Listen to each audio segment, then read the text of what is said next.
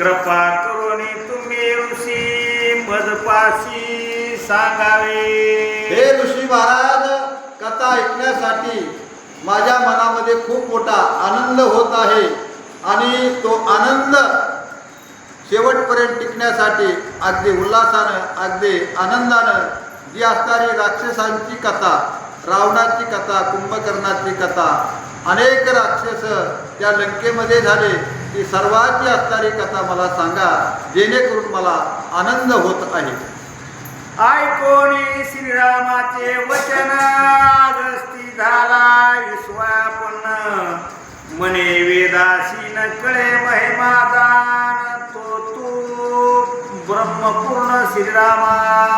हो, परशुरामचंद्राचं बोलणं ऐकून अगस्ती ऋषीला नवल वाटू लागलेले महाराज। वेदासही ना कळला अंत पार द्याचा, कानडा राजा पंढरीचा।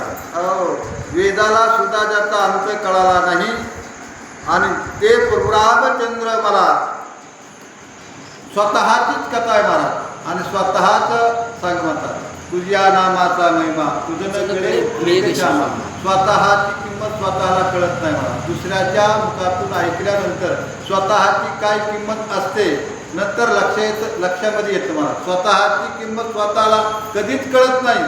तशा पद्धतीनं त्या ठिकाणी ऋषी म्हणतायत, अगस्ती ऋषी आहे, वेदाला ज्याचा अंतपार कळाला नाही असे भगवंत माझ्या समोर श्रोता म्हणून बसले आणि मी वक्ता म्हणून काय परशुरामचंद्राला त्यांची असणारी कथा होईल। गंगेचं पाणी गंगेलाच व्हायचं नाही, गंगेचं पाणी गंगेलाच व्हायल्यासारखं त्या पद्धतीनं परशुरामचंद्राची असणारी कथा परशुरामचंद्राला सांगायची आणि अगस्ती ऋषीला बी खूप मोठा आनंद झालेला आहे। तू चिदकाशी चिदघन, तू योग्या मानसीचा चिद्रत्न, तू सुख सागरीचे सुधापान, तू निज जीवन संताचे।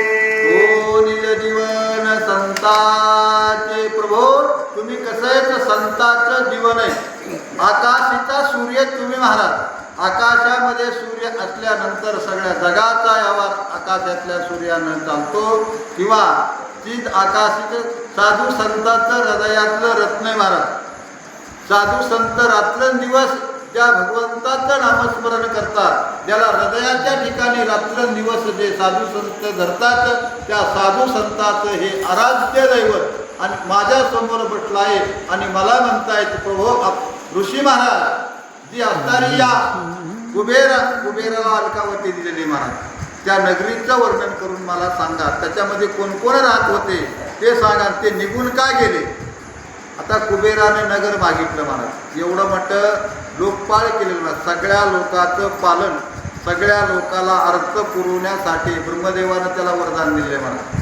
ज्याला ज्याला जसं जसं प्रारब्ध आहे, जसं जसं भाग्य का असं तो कुबेर प्रत्येकाला अर्थ पुरवतो महाराज, पैसे पुरवतो, धन पुरवतो। सगळ्या लोकपाळ याचा अर्थ स्वर्ग, मृत्यू आणि पाताळ तिन्ही लोकांमध्ये लोक आहेत महाराज आणि त्या त्या ठिकाणी जाऊन स्वतः कुबेर सगळ्याला अर्थ पुरवतो महाराज, जसं जसं ज्याचं ज्याचं प्रारब्ध आहे तसं तसं। आणि त्यानं नगर मागितलं महाराज आणि त्यानं सांगितलं होतं त्या नगरामध्ये पहिलं कुणी राहिलेलं नसलं पाहिजे, त्या नगरामध्ये पहिलं कुणी नसलं राहिलेलं पाहिजे, नाहीतर त्याला बाजूला काढताना मला तिथे ठेवतात, ते मला त्या सराप देतील म्हणून करता त्याच्यावर असणारी ही कथा लांबलेली आहे। आणि त्या ठिकाणी असणारी स्वतः अगस्ती ऋषी परशुरामचंद्राला सांगू लागले आणि परशुरामचंद्र